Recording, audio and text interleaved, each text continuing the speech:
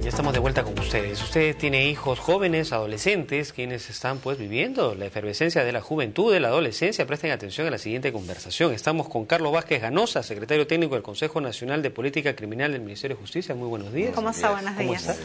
Bueno, y se dice que para poder evitar que exista algún índice de criminalidad en los jóvenes hay que desarrollar planes de prevención. Planes que nos ayuden a evitar que ellos no opten por un camino que los conduzca hacia la ilegalidad y luego a una severa sanción. Y ustedes han lanzado el Plan Nacional de Prevención y Tratamiento del Adolescente. Le pediría que nos explique exactamente en qué se basa, en qué consiste, cuáles son los pilares de este plan. Bien, muchas gracias por la invitación. Efectivamente, existe ya un cambio desde la aprobación del plan y también algo que va a cambiar una vez se implemente el mismo. ¿Por qué ha cambiado ya solamente con la implementación del plan? ¿Qué ha cambiado? Por primera vez tenemos en el país el perfil del adolescente que comete infracciones a la ley penal. O sea, tenemos cuáles son los factores de riesgo que determinan que un adolescente en su vía de desarrollo determinen en él la comisión de un hecho ilícito. Se pensaba dos cosas en concreto, que existen adolescentes tardíos. Adolescente tardío es aquel que, por ejemplo, se une a sus pares violentos, sea pandillas a nivel del fútbol, barrial, y termina consumiendo drogas y comete un hecho delictivo. Y hay el adolescente precoz, aquel que afecta mucho, en su vía de desarrollo, muchos factores de riesgo determinan un incremento en la probabilidad de cometer un ilícito. Por ejemplo, a nivel de familia, a nivel de escuela, a nivel de comunidad, a nivel de pares. Esto, a nivel de educación, se ha contrastado por primera vez en el Perú. Y hoy día podemos decir que en el Perú nuestros adolescentes que cometen infracciones son adolescentes precoces, o sea, no son tardíos. ¿Qué significa esto? Por ejemplo, el 50% de la población que se encuentra hoy día de adolescentes que se encuentran en los centros de reinserción social, en los centros juveniles, más del 50% proviene de familias desestructuradas, disfuncionales. Es a nivel de familia. Por ejemplo, a nivel de individual, más del 80% de los adolescentes que han cometido infracciones han tenido experiencias con drogas, sea a nivel de drogas ilegales como la cocaína, como la marihuana, como los inhalantes, o las drogas legales, no para ellos, pero sí para adultos como el alcohol. El 70% de la población de adolescentes infractores ha tenido consumo de alcohol tempranamente. Es más, el 10% de los adolescentes son drogodependientes. Es decir, que cometen ilícitos para poder drogarse, ¿no? Por ejemplo, el 80% de los adolescentes a nivel de centros de reinserción social ha desertado escolarmente a temprana edad y se han dedicado a temas de labor que no era para su edad.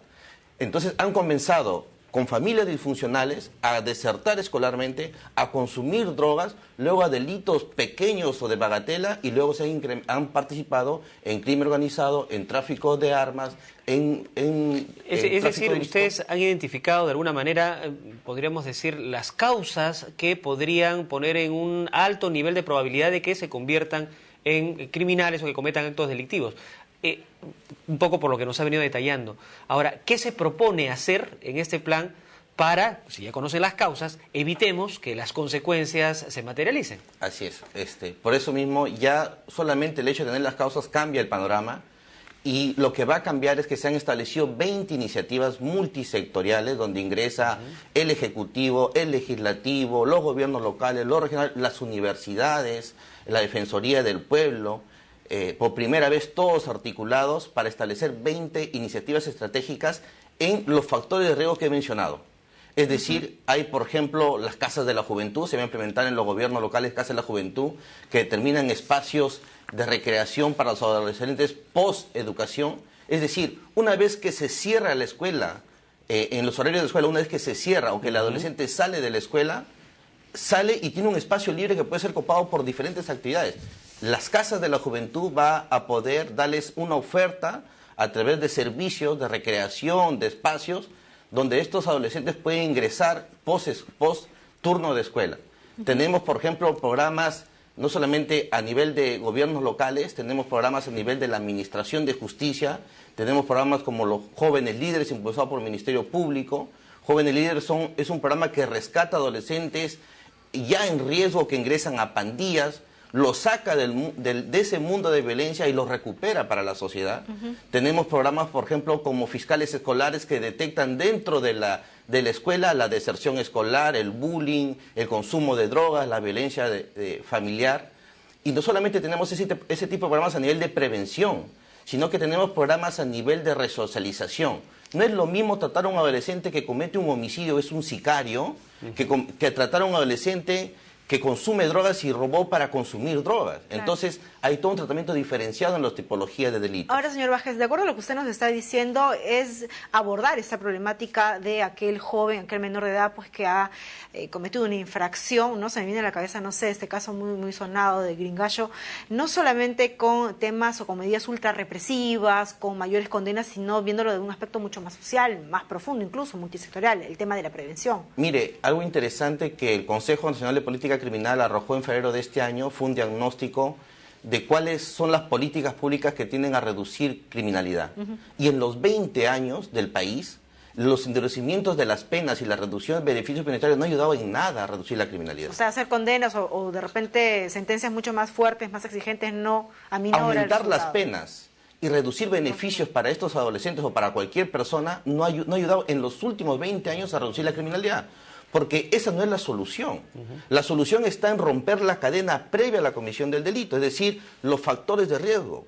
El que yo le imponga una sanción mayor a un adolescente de 6 años no va a ayudar en nada si es que él proviene de una familia disfuncional. Claro.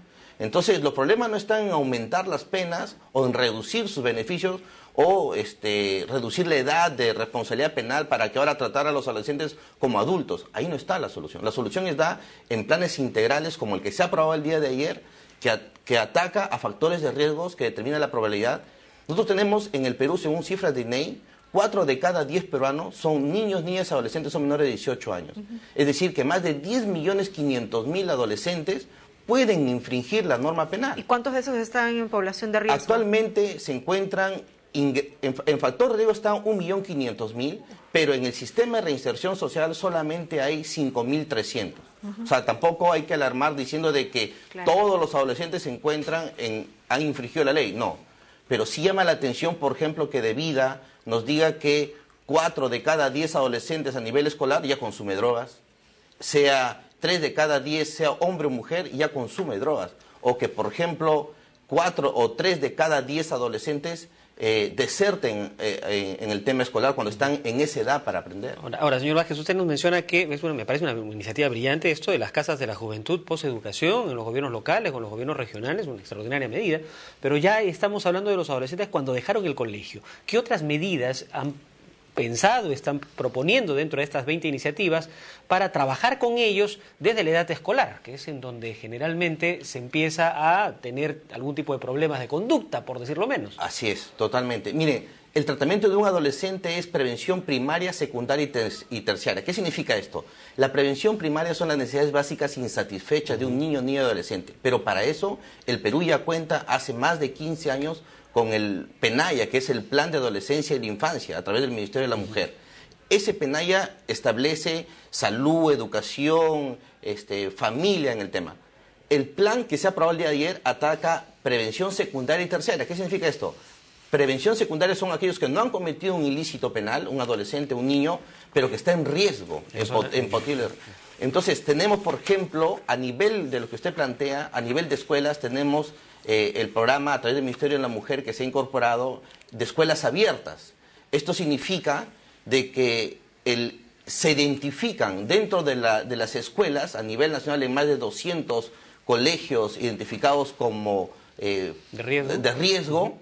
Si, por ejemplo, si esa población que se encuentra ha desertado, por qué deserta del tema escolar, si hay violencia en su familia, si proviene de familias disfuncionales, pero para eso se necesita todo un equipo multidisciplinario. O sea, no es un trabajo de una institución, sino de todas las instituciones. Entonces, este plan lo importante que plantea es que ingresemos, por ejemplo, Ministerio de Educación, Salud, Trabajo, Inclusión Social, Ministerio Público, Poder Judicial, Ministerio de Justicia, los gobiernos locales y regionales, es un problema multisectorial. No se pueden atacar los problemas multisectoriales a nivel institucional. Bien, señor Baje, le agradecemos mucho. Ahora tenemos entendido que se van a elaborar pues un cronograma con todos estos programas a ejecutar dentro de ese nuevo Plan Nacional de Trabajo con los Menores de Edad, ¿no?, que va a ser aprobado luego por el Consejo de Ministros.